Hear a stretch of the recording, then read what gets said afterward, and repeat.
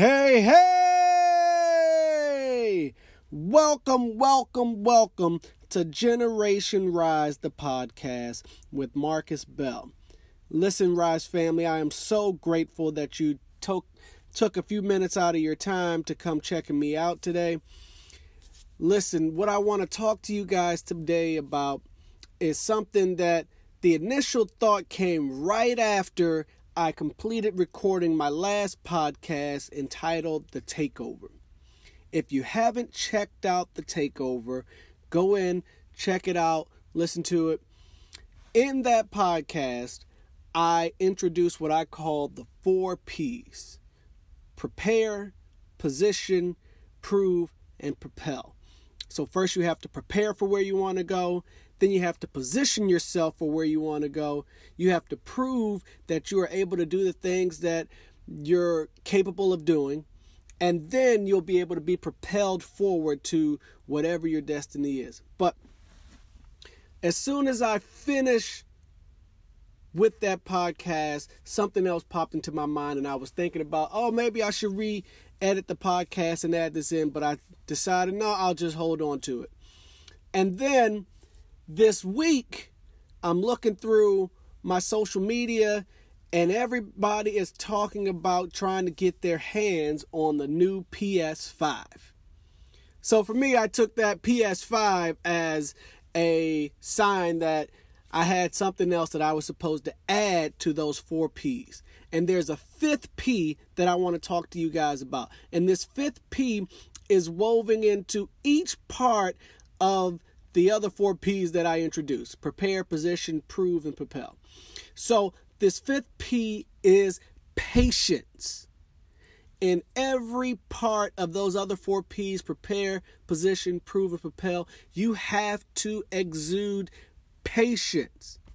So if you are not patient in your preparation, you're going to miss things.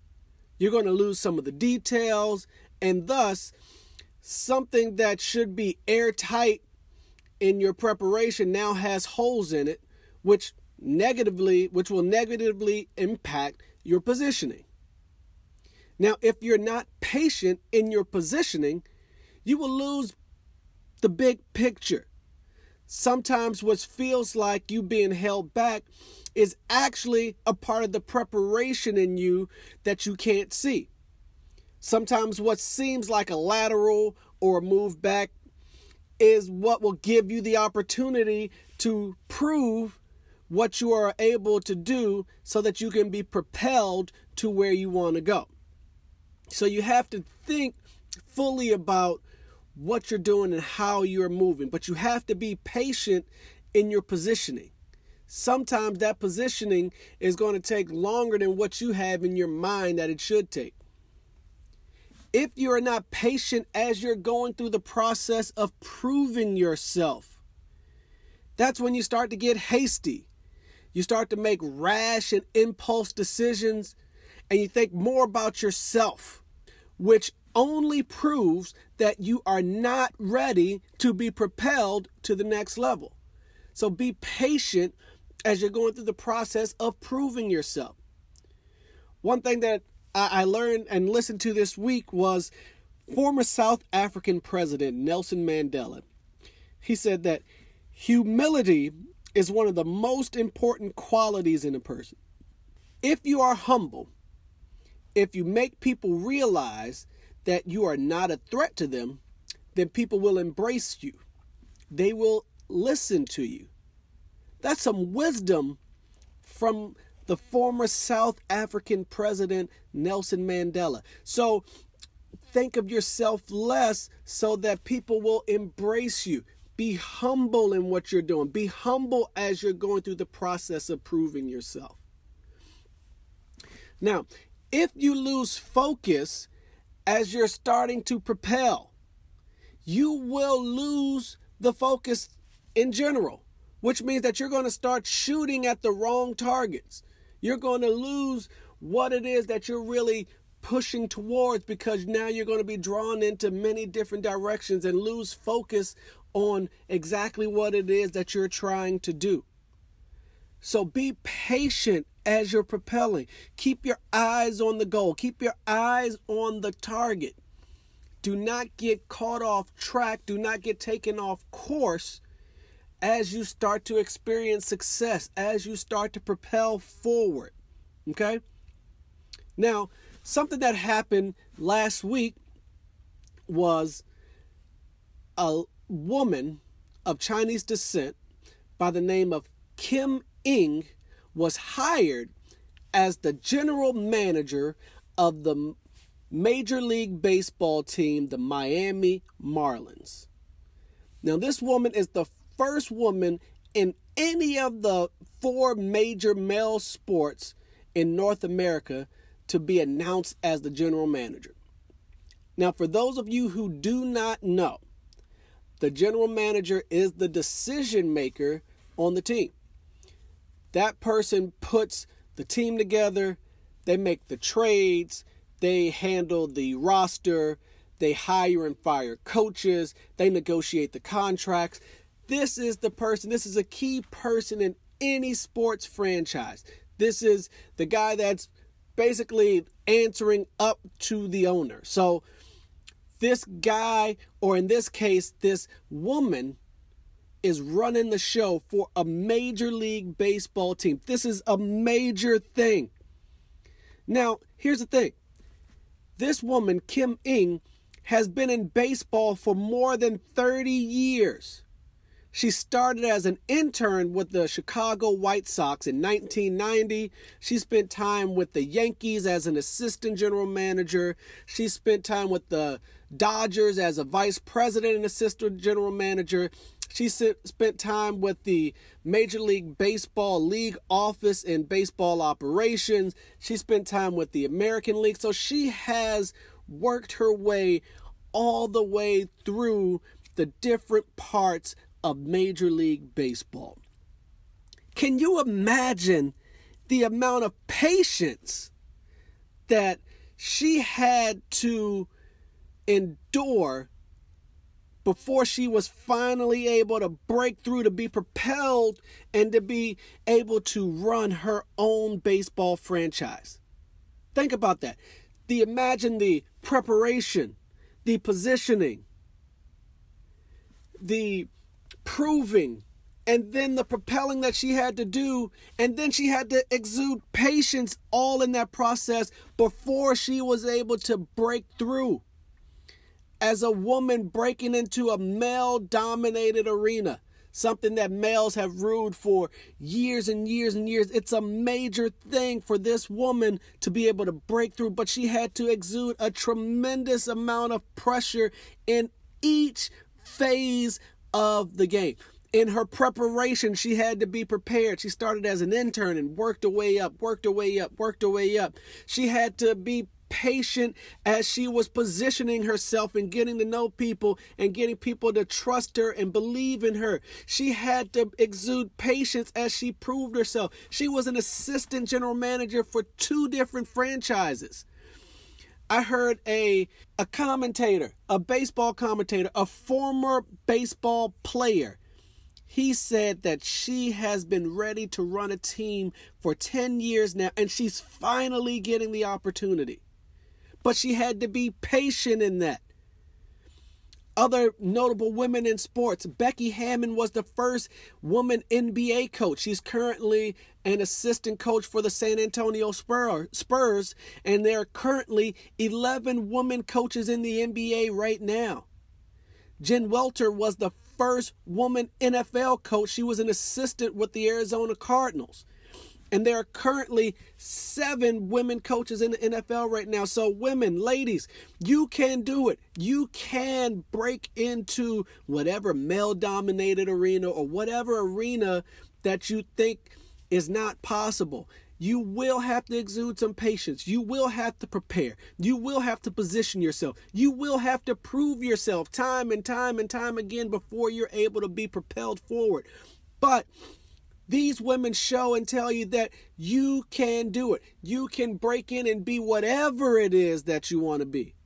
Another example of this is somebody that just came out and did an extraordinary thing in Kamala Harris. She is the vice president-elect with President-elect Joe Biden.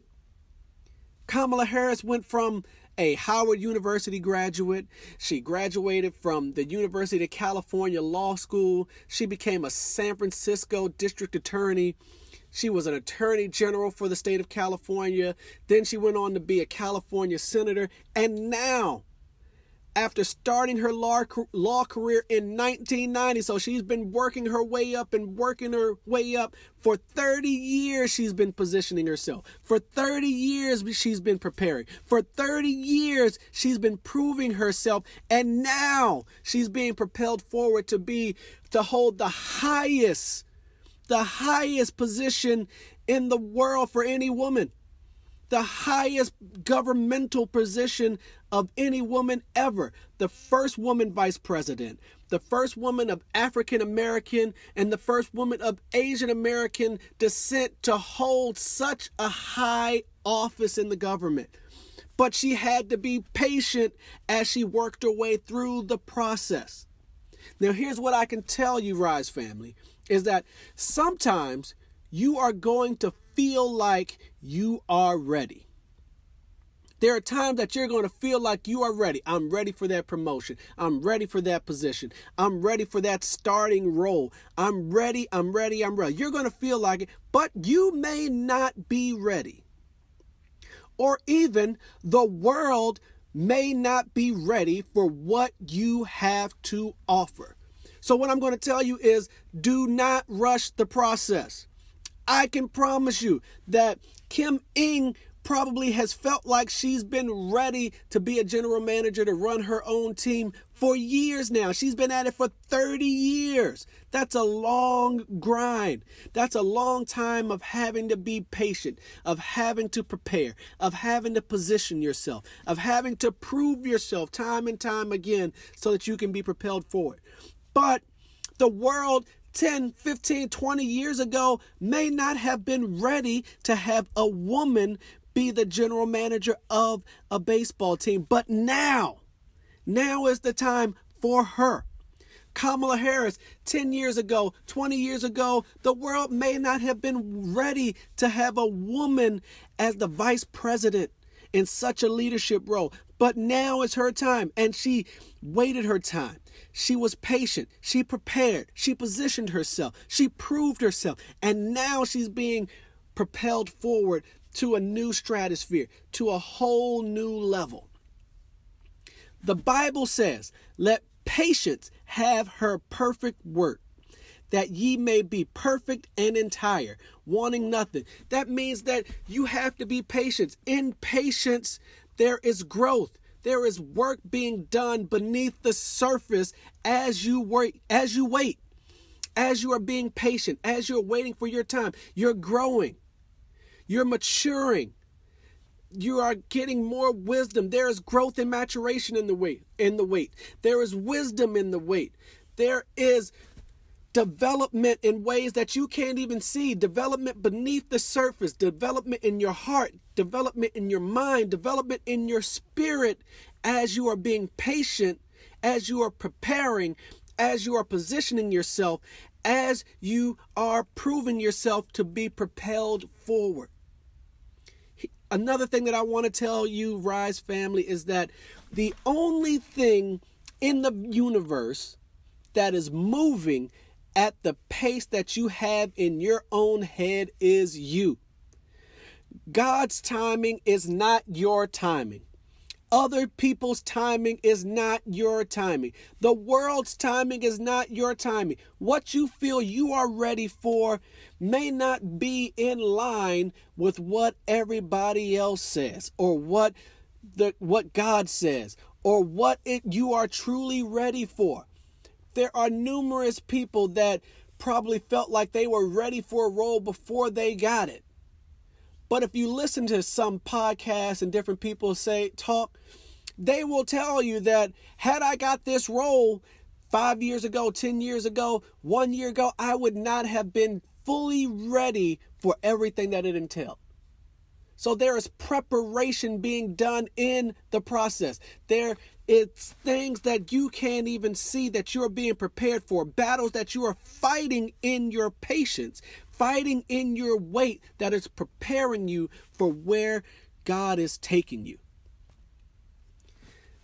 Erik Spoelstra is currently the head coach of the Miami Heat. Erik Spoelstra started with the Miami Heat as a video coordinator in 1995. So that means from 1995 to 2008, he was working himself up within the Miami organization. He had to work his way up through the ranks as a Heat assistant. And he did everything from being the video coordinator to doing scouting to doing all the different things to learn all the different parts of the Miami Heat. And when he became the coach, he was handpicked by a Hall of Fame coach in Pat Riley. But during those 13 years that he was working his way up, that he was prepared, that he was positioning himself, that he was proving himself, he was learning from one of the best coaches in history. He was able to learn every part of the Heat organization, how everything run, how to scout, how to manage and grow players, how to develop relationships. When he first got there were guys like Tim Hardaway and Alonzo Mourning. As he moved on in his career, Dwayne Wade came, and then he eventually, when he became coach, he had the big three of Dwayne Wade, LeBron James, and Chris Bosh. But in the training, in the process of him becoming the Heat head coach, he learned how to manage superstars. He learned how to develop relationship with players. He learned how to grow and develop people. He learned how to grow and develop in himself to be comfortable to handle such a role and to be able to not feel threatened by having three superstars on his team that he had to manage, make happy, and to help those guys merge and mesh together so they got to the point where they won 2 NBA championships in that time. So there are numerous stories of guys that have had to start from the bottom and then work their way up. Guys that have started in the mailroom of companies or started as interns in companies. And then over time, they learned the business. They grew within the business. They prepared, they positioned, they proved themselves, and to the point where they work their way up to become the CEO or the person that runs that particular business. You want to hear about somebody else? Somebody that's considered the GOAT in some respects as the all-time greatest quarterback in the NFL? Tom Brady. So I'm a Michigan guy, and I know a little bit. But when Tom Brady arrived at the University of Michigan, he was the 7th quarterback on the depth chart at Michigan. Number 7, I mean, he had 6 quarterbacks in front of him that would have seen the field before he got an opportunity to see the field. He sat behind a guy by the name of Brian Griese, who led Michigan to the 1997 national championship. He sat 2 years behind Brian Griese, didn't play in the game. In his junior and senior years, he started every game, but he had to split time with another quarterback in Drew Henson. So by the time he finished his Michigan career, he figured, I'll get drafted in the 2nd or 3rd round. He didn't get drafted until the 6th round of the NFL draft by the New England Patriots. Then, once he got drafted, he had to sit behind a quarterback by the name of Drew Bledsoe for the first year. In fact, when he started the season, he was number 4 on the depth chart, but by the end of the season, he had moved his way up to the number 2 person on the depth chart. And he didn't get the starting job for the New England Patriots until after Drew Bledsoe got hurt in his 2nd year. So let's think about all that Tom Brady had to do. Number 7th on the depth chart at Michigan. Had to prepare. He had to position himself. He had to prove himself. And then he could be propelled to the starter. But he had to exercise patience in all of that. Once he got the starting job, then Any competitor that I know, when you get the starting job, you want it to be yours. You don't want to have to split time. So he had to exude patience. He had to show humility for the team in that situation as he split time. Splitting time with another quarterback probably dropped his draft stock. That's why he dropped to the 6th round. And can you imagine expecting to be drafted in the 2nd or 3rd round of the NBA draft and then having to sit there until the 6th? The patience that you have to show to sit there until the 6th round when your name is called. And then to sit behind another quarterback when you get into the NFL. You start in the 4th position, you move your way up to the 2nd position on the depth chart, and then only after that quarterback gets hurt in your 2nd year in the NFL do you get the opportunity to start. And from there, the legend of Tom Brady is born. And history shows for itself the amazing things that he has done, the ways that he has been propelled forward as an NFL quarterback. But I'm going to say it again. He had to prepare. He had to position himself. He had to prove himself. He had to exude patience. And then he had to stay focused as he was being propelled forward. Rise family, I can't tell you enough that you have to wait for your time. You have to be patient. Wait for your time. What I tell people all the time is what is for you will be for you. So stop looking around at what other people have, what other people are doing, what other people are posting on their social media. Stay in your lane and embrace your process. Embrace your journey, because your journey is preparing you for your destiny. Not anybody else's destiny, not what anybody else has, not what anybody else is doing. Some of those people that are starting off and you're looking around and they look like they're doing great things right out of the bat in their career, some of those people are going to flame out. The Bible says that the last will be first and the first will be last. Take your time to go through the process. Take your time to make the progress. And then you will be propelled in ways that you never imagined. God will do things in and through your life that you never even thought of. You will be able to touch people. You will be able to impact people. You will be able to influence people. You will be able to influence your family and make a difference in people that you never imagined. My mentor at the University of Michigan was a guy by the name of Jamie Morris. Jamie Morris is somebody that I love dearly. That's my guy. Jamie Morris took me under his wing at the University of Michigan, and he showed me so much. He helped me learn how to prepare. He helped me learn how to position myself and even put me in situations where I had to position myself, where I was in the room with people that I can position myself with.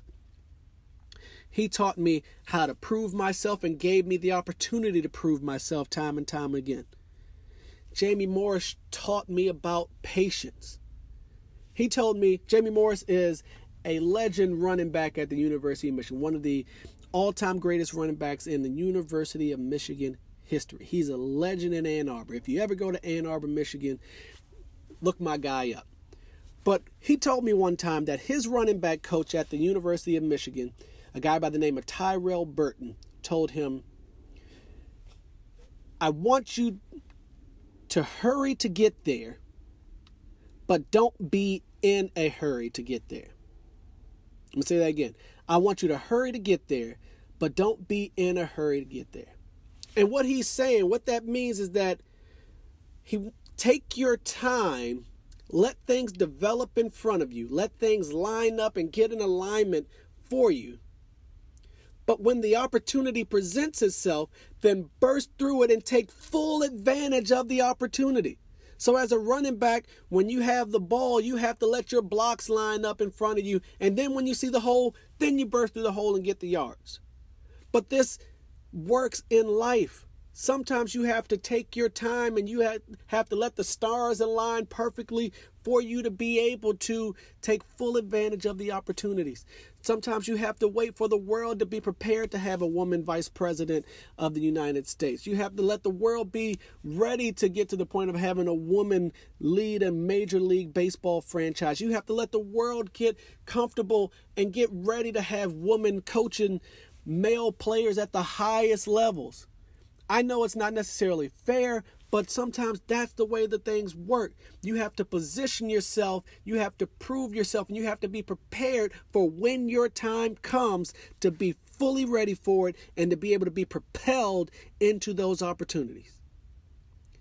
Listen, Rise family, thank you so much for joining me here today. I appreciate your time. I appreciate you guys' support. I appreciate your love. I appreciate your feedback. If you guys want to reach out to me, please reach out to me. You can reach me on my email at bell.riseent@gmail.com, on Twitter at riseent1, Instagram, The Rise Generation, YouTube, Generation Rise. This is available, the podcast is available on Apple Podcasts, Spotify, Google Podcasts, and a bunch of other podcast hosts. Listen, Rise family, thank you so much again.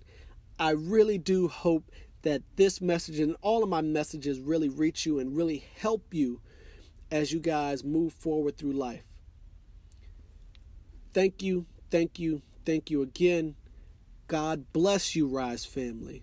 I love you. Now go be great.